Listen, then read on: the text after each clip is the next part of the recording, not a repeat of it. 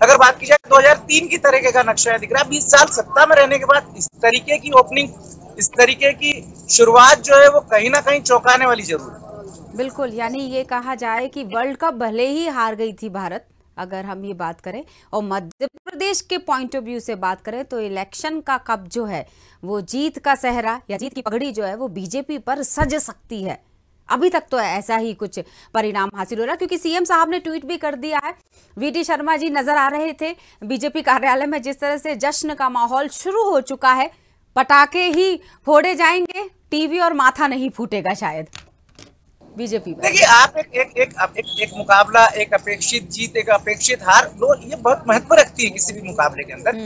लेकिन अपेक्षा से ज्यादा जीत या अपेक्षा से ज्यादा हार कहीं ना कहीं चिंता और सोच का विषय हो जाती है। तो इस समय बीजेपी भी खुद आश्चर्य में है कि जनता ने किस, मतलब जिस तरीके से उनको आशीर्वाद दिया है वो खुद, और कांग्रेस इस बात के मंथन में लगी कि कहाँ चूक रह गई, कहाँ कमी रह गई। बीजेपी ने अपनी रणनीति के तहत जिन दिग्गज नेताओं को उतारा था वो सभी आगे चल रहे हैं। कैलाश विजयवर्गीय भी निर्णायक बढ़त पर हैं। नरेंद्र सिंह तोमर भी जो है वो अच्छी बढ़त लेकर चल रहे हैं। फग्गन सिंह कुलस्ते अगर एक नाम छोड़ दिया जाए तो बाकी सभी जिन पर विश्वास जताया गया था केंद्रीय नेतृत्व में। अब देखिए, इसके बाद अब जो आगामी लोकसभा चुनाव होने जा रहे हैं, उनके जो छह सात ये जो उम्मीदवार थे जो लोकसभा चुनाव लड़ते और जीतते आ रहे हैं, विधानसभा चुनाव में भी इन्होंने अच्छा प्रदर्शन करा है। अब जो है अगली रणनीति लोकसभा चुनाव को लेकर बनना तैयार हो जाएगी। लेकिन मध्य प्रदेश में एक बार फिर भारतीय जनता पार्टी अपनी सरकार बनाने जा रही है। मुझे लगता है 2-3 बजे तक पूरी तरीके से क्लियर हो जाएगा। लेकिन अभी भी अगर आप चुनाव आयोग की वेबसाइट पे जाते हैं तो 130 के ऊपर सीट जो है वो भारतीय जनता पार्टी खाते में जाती नजर आ रही है। बिल्कुल, 130 से ऊपर की सीटें अगर बीजेपी के खाते में आ रही हैं तो अब तो मुझे लग रहा है कि फिलहाल तो स्पष्ट हो चला है कि कमल ही खिलने वाला है। लेकिन पंजे को कितना बल मिलेगा ये अभी बचे हुए समय में देखने वाली बात हो सकती है। क्या ये कहा जाए कि मध्य प्रदेश के मन में है मोदी? निश्चित तौर पे जो रणनीति बनाई थी भारतीय जनता पार्टी ने वो कहीं ना कहीं कामयाब होती नजर आ रही है। मोदी के मन में मध्य प्रदेश और मध्य प्रदेश के मन में मोदी का जो नारा दिया गया था और केंद्रीय नेतृत्व को, केंद्रीय नेताओं को चुनाव में उतारा गया था, टिकट वितरण किया गया था। शुरुआत में यदि आपने देखा होगा तो बीजेपी ने हारी हुई सीटों पे अपने उम्मीदवार उतारे थे। तो इस तरीके से वो पूरी जो रणनीति जो सोच के बनाई गई थी उससे कहीं अपेक्षाकृत ज्यादा परिणाम सामने देखने को मिल रहे हैं। बिल्कुल, अगर उनके दिग्गज नेताओं की हम बात करें, कांग्रेस बड़ी ताज्जुब की बात जीतू पटवारी के पीछे चलने की इसलिए चल रही थी क्योंकि बीच में ये खबरें आई थी कि जीतू पटवारी का दिल्ली से सीधा कनेक्शन है, यानी राहुल जी के थोड़े नजदीक। कई बड़े नाम ऐसे हैं जो आगे पीछे चल रहे हैं। अगर हम जीतू पटवारी की बात करें या इसके अलावा अगर हम बात करें तो गृहमंत्री जो है मध्य प्रदेश के नरेंद्र सिंह तोमर, मध्य प्रदेश के गृह मंत्री भी जो है पीछे चल रहे हैं। कहीं ना कहीं खबर आई थी। और नरेला जो कि लगातार विश्वास सारंग जीतते आए हैं, तो वहां पर भी जो है कांटे की टक्कर है। मनोज शुक्ला बराबर आगे पीछे बनाए हुए हैं। दक्षिण पश्चिम जो कि अधिकांश कांग्रेस जहां पर जीत दर्ज कराती है, ये पीसी शर्मा वहां के लोकप्रिय नेता है, मौजूदा विधायक हैं और कांग्रेस के प्रत्याशी भी है। तो भगवान दास सबनानी जो कि कहीं ना कहीं एक संगठन के रूप में, कार्यकर्ता के रूप में जाने जाते हैं, मैदानी अनुभव उनका पीसी शर्मा के मुकाबले का में, तो वो भी कहीं ना कहीं लगातार फाइट बनाए हुए हैं। तो ये चौंकाने वाले परिणाम है। हालांकि आरिफ अकील का जो प्रभाव है वो कहीं ना कहीं देखने को मिल रहा है उत्तर विधानसभा क्षेत्र में। मध्य विधानसभा से आरिफ मसूद जो है वो एक निर्णायक बढ़त बनाए हुए हैं। हालांकि अभी चूंकि मतगणना जारी है इसलिए कुछ भी कहना जल्दबाजी होगी, लेकिन जो आंकड़े सामने आ रहे हैं वो ये बता रहे हैं कि लीड को कम करके और उसको क्रॉस करना ये थोड़ा सा मुश्किल नजर आता है।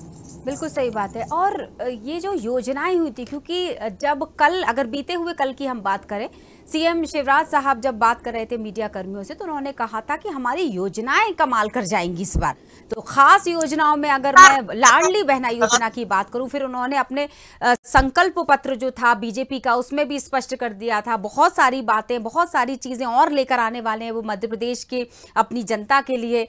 तो यानी मामा ने भी दिल जीता ही था, क्योंकि वो भावनात्मक भी हुए कई बार स्टेज पर, तो आंसू भी काम कर गए। ये कहा जाए कि तुम मुझे दोबारा देखना चाहोगे कि नहीं, बहुत सारी बातें ऐसे कर गए। शायद एक नेता को ये बात, खास तौर से जब वो मध्य प्रदेश का मुखिया हो, सरताज हो जब वो प्रदेश का, और जब वो आंखें नम हो जाएं तो जनता पर असर छोड़ेगा ही। ये बात यहाँ मुझे ऐसा लग रहा है कि स्पष्ट होती नजर आई। देखिए, पूरे चुनाव के दौरान शिवराज सिंह चौहान के कई ऐसे बयान सामने आए, क्योंकि देखिए इस बार जो है लगातार शिवराज सिंह चौहान के चेहरे पर भारतीय जनता पार्टी चुनाव लड़ती आ रही थी, लेकिन इस बार उनको बैकफुट पर रखा गया और मोदी के चेहरे पर चुनाव लड़ा गया। तो एक उनको जिम्मेदारी भी थी कि यदि परिणाम संगठन के अनुरूप नहीं आते हैं तो संगठन को भी नुकसान हो सकता है, उनकी व्यक्ति की छवि को भी नुकसान होता है। इसलिए उन्होंने कई बार ऐसी बातें करी। हालांकि उन्होंने चुनाव के बाद, मतगणना के बाद जो उसका स्पष्टीकरण भी दिया था कि किन कारणों के चलते उन्होंने ये बात कही थी कि मैं नहीं रहूंगा, जब बहुत याद आऊंगा, या मुझे एक बार फिर से देखना चाहते कि नहीं चाहते। वो कुछ परिस्थिति वश थी। उन्होंने बताया था कि वहां के मतदाताओं से जो बातचीत के दौरान चर्चा में मैंने ये कहा था, इसके पीछे कोई उद्देश्य नहीं है, कोई गहराई नहीं है, एक सामान्य बातचीत के दौरान ये बातें निकली है, मंच के माध्यम से भी उन्होंने कही। लेकिन कहीं ना कहीं उनका साफ तौर पर कहना था कि ये एक जो उस समय की परिस्थितियां थी उसके अनुरूप जो है वो ये सारी बातें, सारे जो भी बयान उनके सामने आए हैं। और मतगणना के तुरंत बाद उन्होंने मीडिया से चर्चा में इन सभी के बिंदुवार जवाब दिए थे। अब चूंकि मध्य प्रदेश में एक बार फिर सरकार बनने जा रही है, तो तमाम वो पुरानी बातें छोड़कर और मंथन की जो स्थिति है वो कांग्रेस पार्टी और कमलनाथ को करना है कि कहाँ कमी रह गई, कहाँ चूक रह गई, जो इतने मार्जिन से जो है उनको वो देखना पड़ा, मुकाबले में नजर नहीं आ रहे कहीं पर। बिल्कुल। लेकिन अभय जी, अगर हम ये कहें कि जब प्रतिशत की बात हुई थी, मतदान जितने प्रतिशत की अगर मैं बात करूं, वो ज्यादा अच्छा माना नहीं गया था। अगर भोपाल के पॉइंट ऑफ व्यू से भी बात कर लेते हैं, 7 विधानसभा सीटों में 5 पर अभी हम आगे चल रहे हैं, बीजेपी आगे चल रही है अगर ये कहें तो, उसमें ये जरूर प्रतिशत का एक बहुत बड़ा मसला बना था, बहुत सारे लोगों ने बहिष्कार भी किया था। तो उस प्रतिशत का असर भी परिणामों पर नजर नहीं आ रहा है, ये भी स्पष्ट होता नजर आ रहा है। देखिए, नजर नहीं आ रहा है ये कहना सही नहीं होगा, क्योंकि नजर तो आ रहा है। क्योंकि यदि जो वोट प्रतिशत नहीं गिरा है वो किसके खाते में जाना था, ये कहीं ना कहीं सोचने का विषय। क्योंकि जब एक विधान